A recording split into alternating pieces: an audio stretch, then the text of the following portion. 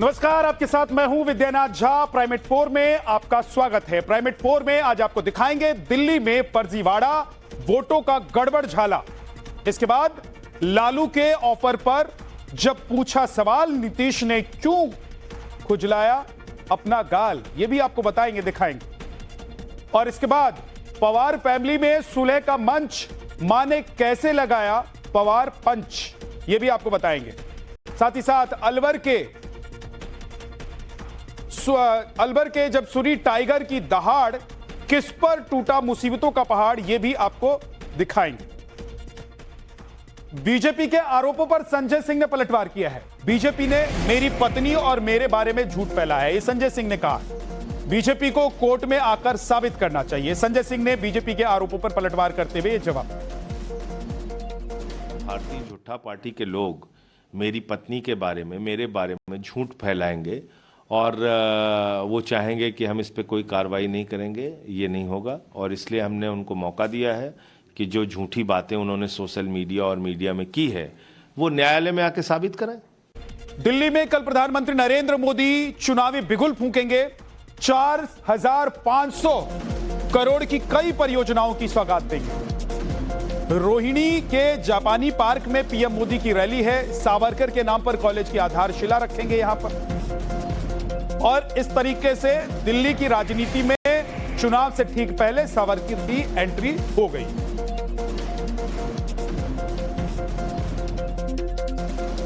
तीन कॉलेजेस का शिलान्यास है। एक द्वारका में है, एक नजफगढ़ में है और एक ईस्ट दिल्ली कैंपस का है, दिल्ली यूनिवर्सिटी का। और उसके साथ साथ जो जेलर वाला बाग अशोक विहार में है, वहाँ झुग्गी वालों के लिए मकान प्रधानमंत्री वितरित करेंगे। लगभग 4500 करोड़ की विकास की योजनाएं हैं, जिसका शिलान्यास कल प्रधानमंत्री करने वाले हैं। और दिल्ली को एक बेहतर दिल्ली बनाने में वो अपना योगदान दे रहे हैं। लेकिन दिल्ली को कल प्रधानमंत्री नरेंद्र मोदी 4500 करोड़ की कई परियोजनाओं की सौगात देंगे। इसमें दिल्ली मेट्रो के फेज 4 के तहत रिठाला नरेला कुंडली लाइन का शिलान्यास और दिल्ली सहारनपुर नेशनल हाईवे के शुभारंभ शामिल। इसके अलावा पूर्वी और पश्चिमी दिल्ली में 2 नए दिल्ली विश्वविद्यालय परिसर के साथ साथ वीर सावरकर के नाम पर एक कॉलेज की आधारशिला रखेंगे प्रधानमंत्री। इसके साथ साथ डीडीए की ओर से वजीरपुर में बनाए गए 1645 स्वाभिमान फ्लैट की चाबी प्रधानमंत्री नरेंद्र मोदी अशोक विहार के झुग्गी वासियों को सौंपने वाले। नीतीश को लालू के ऑफर से बिहार में राजनीति तेज हो गई। लालू ने कहा था अगर बिहार के मुख्यमंत्री नीतीश कुमार का एक बार फिर से उनके साथ गठबंधन में आना हो जाता है तो उनके लिए दरवाजा खुला हुआ है। लालू यादव का यह बयान इसलिए सुर्खियों में आया है क्योंकि अक्सर मकर संक्रांति के आसपास बिहार की राजनीति में कुछ खेल होता रहता है। खरमास खत्म होने के बाद बिहार की सत्ता में बदलाव होता रहा है, इसलिए लालू यादव के इस बयान को काफी तवज्जो दी गई और सियासी गर्मागर्मी लालू यादव के इस बयान पर देखने को। लालू के ऑफर पर सम्राट चौधरी ने बयान दिया। लालू यादव की नस नस को जानते हैं नीतीश कुमार। लालू डरी हुई पार्टी के डरे हुए नेता हैं, सम्राट चौधरी ने बयान दिया है। लालू यादव को नस नस नीतीश जी जानते हैं। लालू जी के एक एक कैरेक्टर को नीतीश जी जानते हैं, कैसे वो बिहार को लूटे हैं। अरे डरी हुई पार्टी का क्या है, डरे हुए लोग हैं। लालू जी डर चुके हैं कि एनडीए के लोग बुरी तरह लोकसभा में हराए और आगे भी हराएंगे। लालू के ऑफर वाले सवाल पर नीतीश की चुप्पी भी देखने को मिली। सीएम नीतीश कुमार ने लालू यादव का ऑफर सुना और क्या रिएक्ट किया उन्होंने, वो भी आपको दिखाते हैं। लालू यादव ने स्वागत किया है, कह रहे हैं कि आएंगे तो ले लेंगे हम लोग। दरवाजा खुला हुआ है नीतीश जी के लिए। लालू यादव ने स्वागत किया है, कह रहे हैं कि आएंगे तो ले लेंगे हम लोग। दरवाजा खुला हुआ है नीतीश जी के लिए। इस बीच एक और खबर आपको बता दें, अजित पवार की मां आशा ताई ने परिवार में सुलह की प्रार्थना की है। आशा ताई पवार नए साल में पंढरपुर में विट्ठल रुक्मणी मंदिर पहुंची थी और पवार परिवार के बीच विवाद खत्म करने की मन्नत मांगी उन्होंने। आशा ताई ने कहा कि मैंने पवार परिवार के एकजुट होने की प्रार्थना की है। संजय राउत ने कहा डर से अजित पवार बीजेपी में भागे। अजित दादा की माता जी है, मैं उनको प्रणाम करता हूं। और उनकी जो सोच है उनको भी प्रणाम करता हूँ भाई। लेकिन आपका जो प्यारा बच्चा है वो डर के मारे भाग के गया है बीजेपी के पास। सबसे पहले माता जी ने भगवान के सामने प्रार्थना करनी चाहिए कि मेरे बेटे में लड़ने की हिम्मत दे दो। वो लड़ेगा अन्याय के खिलाफ, ईडी के खिलाफ, बीजेपी के खिलाफ। वो हिम्मत देने की प्रार्थना माता जी ने करनी चाहिए अपने बेटे के लिए। महाकुंभ की तैयारियों पर केशव प्रसाद मौर्य ने बयान दिया है। प्रयागराज जिम्मेदारी निभाने के लिए पूरी तरह से तैयार है। सबसे बड़ा समागम संगम के तट पर होने वाला है। लोग अपने दायित्व को समझें। प्रयागराज अतिथि देवो भव का दायित्व निभाने के लिए पूरी तरह तैयार है। तो इस बार चूंकि सबसे बड़ा समागम संगम के तट पर होने वाला है, तो लोग अपने दायित्व को भी समझें कि अगर कोई हमारे घर में आ रहा है तो हम उसकी सेवा में कोई कमी न रह जाए, सुरक्षा में कोई कमी न रह जाए, वह सकुशल आए और सकुशल अपने घरों को वापस आए। और इस बीच महाकुंभ में 13 जनवरी को बम की धमकी देने के मामले में केस दर्ज किया गया है। एफआईआर दर्ज हुई है। मेला कोतवाली प्रभारी धर्मेश की तहरीर पर एफआईआर दर्ज की गई है। पुलिस ने नसर पठान अज्ञात के खिलाफ यह मामला दर्ज किया है। देखिए, खुलेआम जो है आतंकी अगर अपना वो धमकी दे रहा हो तो उसको नजरअंदाज नहीं किया जा सकता। लेकिन वहां परिंदा परले ही मारेगा। और ये सब इसलिए बंदर घुड़की होती है कि इतना बड़ा विश्व का आयोजन है और वो उसमें कोई इस प्रकार की संशय पैदा हो। संशय नहीं हो सकता। मोदी जी और योगी जी का जो कार्य करने का तरीका है वही सारी भ्रांतियों को दूर कर देता है। बड़ी खबर संभल शाही जामा मस्जिद के सर्वे से जुड़ी हुई है। कोर्ट में शाही जामा मस्जिद के सर्वे की रिपोर्ट पेश की गई है। 19 से 24 नवंबर को यह सर्वे किया गया था मस्जिद का। संभल की चंदौसी जिला कोर्ट में सर्वे की रिपोर्ट को पेश किया गया।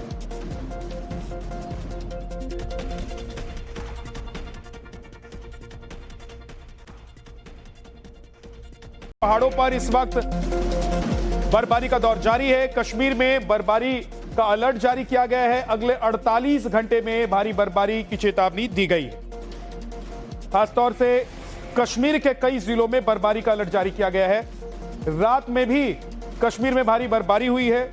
श्रीनगर में बर्फबारी की वजह से तापमान लगातार गिर रहा है। जम्मू कश्मीर के साथ साथ हिमाचल और उत्तराखंड में भी बर्फबारी का अलर्ट जारी कर दिया गया है। ये दो तस्वीरें आप देख रहे हैं, डोडा और श्रीनगर की तस्वीरें हैं, जहां पर भारी बर्फबारी हुई है और पूरा इलाका बर्फ की चादर में ढका हुआ है। चारों तरफ सब कुछ सफेद सफेद नजर आ रहा है। और यही नहीं, अभी अलर्ट जारी किया गया है कि फिर से भारी बर्फबारी हो सकती है। दक्षिण कश्मीर और उत्तरी कश्मीर के पहाड़ी इलाकों में बर्फबारी हुई है। हम इस समय श्रीनगर में हैं और मेरे सहयोगी मुजफ्फर आपको तस्वीरें झेलम नदी की दिखाएंगे। यहाँ पे आप देखेंगे हल्की बर्फबारी जो रात के दौरान हुई थी। आज सुबह सवेरे 7 बजे तक ये बर्फबारी हो रही थी और ये बर्फ जो है अब झेलम नदी के दोनों किनारों पर जमा हुई है। उत्तरी कश्मीर के कुपवारा और बारामुल्ला में भारी बर्फबारी हुई है और वहां पर मैकेनिकल इंजीनियरिंग डिपार्टमेंट ने सड़कों पर बर्फ हटाने का काम शुरू किया है। इसी तरह से दक्षिण कश्मीर के जो पहाड़ी इलाके हैं वहां पर भी बर्फबारी हुई है और जो प्रशासन है, प्रशासन ने सड़कों पर बर्फ हटाने का काम लगातार शुरू किया है। तापमान जो है वो लगातार कश्मीर घाटी के अंदर माइनस में चल रहा है। बीती रात का न्यूनतम तापमान जो श्रीनगर में रिकॉर्ड किया गया है वो -2.3 डिग्री सेल्सियस रिकॉर्ड किया गया है। इसी तरह से जो प्रसिद्ध टूरिस्ट स्पॉट्स है, खासतौर पे गुलमर्ग, पहलगाम, वहां पे भी लगातार टेम्परेचर जो तापमान है वो माइनस में चल रहा है और इस बर्फबारी की वजह से लगातार जो पर्यटकों के आने की तादाद, कश्मीर आने की तादाद है वो लगातार बढ़ रही है। मौसम विभाग का कहना है कि अगले कुछ घंटों के दौरान फिर एक बार कश्मीर घाटी में जो है बर्फबारी हो सकती है। खासतौर पर जो मैदानी इलाके हैं, पहाड़ी इलाके हैं कश्मीर घाटी के, वहां पर फिर एक बार बर्फबारी हो सकती है। और अब खबर दिल्ली के मौसम से जुड़ी हुई बड़ी खबर आपको बता दें। दिल्ली एनसीआर में कड़ाके की ठंड इस वक्त महसूस कर रहे हैं लोग। दिल्ली एनसीआर में 4 डिग्री तक पारा गिर गया है। मौसम विभाग ने येलो अलर्ट जारी कर दिया है देश की राजधानी दिल्ली में, क्योंकि पारा 4 डिग्री तक गिर गया है। इस वक्त दिल्ली का जो तापमान है वो 4 डिग्री है, लिहाजा येलो अलर्ट दिल्ली में जारी किया गया है। कड़ाके की ठंड से दिल्ली वासी इस वक्त गुजर रहे हैं। राजधानी दिल्ली में नए साल ने ठिठुरन वाली सर्दी के साथ दस्तक दी और चारों तरफ से कोहरा ही कोहरा दिखाई पड़ रहा है। इस वक्त मैं इंडिया गेट पर मौजूद हूँ, आपको दिखाना चाहूंगा। देखिए किस तरीके से धुंध और कोहरे ने पूरे दिल्ली को ढक लिया है और शायद यही वजह है कि जिस तरीके से तापमान में लगातार गिरावट दर्ज हो रही है, इससे माना जा सकता है कि आने वाले वक्त में राजधानी वासियों के लिए और ज्यादा सर्दी का सितम देखने को मिलेगा। क्योंकि जिस तरीके से मौसम विभाग ने बताया है कि जो अधिकतम तापमान है उसमें लगभग 4 डिग्री की गिरावट दर्ज की गई है, यानी कि अधिकतम तापमान जो है वो 15 डिग्री सेल्सियस था, उसमें से 4 डिग्री सेल्सियस तकरीबन जो है वो नीचे दर्ज की गई है। तो कहीं ना कहीं इस बात का ये तस्दीक करती है कि किस तरीके से दिल्ली के अंदर ठिठुरन वाली सर्दी पड़ रही है। और इस वक्त एक बड़ी खबर आपको बता दें, राजस्थान से है। राजस्थान के अलवर से बड़ी खबर यह है कि खूंखार टाइगर का आतंक यहां पर जारी है। वन विभाग की टीम पर टाइगर ने हमला कर दिया है। दरअसल टाइगर देखे जाने के बाद वन विभाग की टीम को इसकी जानकारी दी गई थी। 30 घंटे से वन विभाग की टीम टाइगर को ढूंढने के लिए खाक छान रही है। सरसों के खेत में टाइगर छिपा हुआ था। वन विभाग की टीम को पिछले 30 घंटे से टाइगर छका रहा है। एक महिला समेत 3 लोगों पर हमला करने वाला यह टाइगर अब दौसा के अलवर में प्रवेश कर गया है। टाइगर को पकड़ने पहुंची वन विभाग की गाड़ी पर उसने हमला कर दिया। तस्वीरें देखिए, दौसा के इलाके की यह तस्वीर है। दौसा में दहशत मचाने के बाद अब यह टाइगर अलवर पहुंच गया है। वन विभाग की टीम को यह लगातार चकमा दे रहा है, लेकिन उम्मीद यह है कि जल्द ही पिंजरे में इसे कैद कर लिया जाएगा, लोगों को राहत की सांस मिलेगी।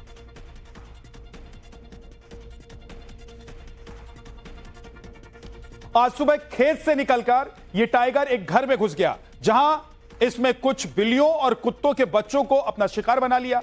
जानकारी के मुताबिक जिस घर में यह टाइगर सुबह सुबह घुसा था, वहां जब इसने दहाड़ लगाई तो मकान के अंदर मौजूद लोग बेहद डर गए। उसने अपनी मौजूदगी के कुछ निशान भी छोड़े हैं जो वन विभाग की टीम को मिले।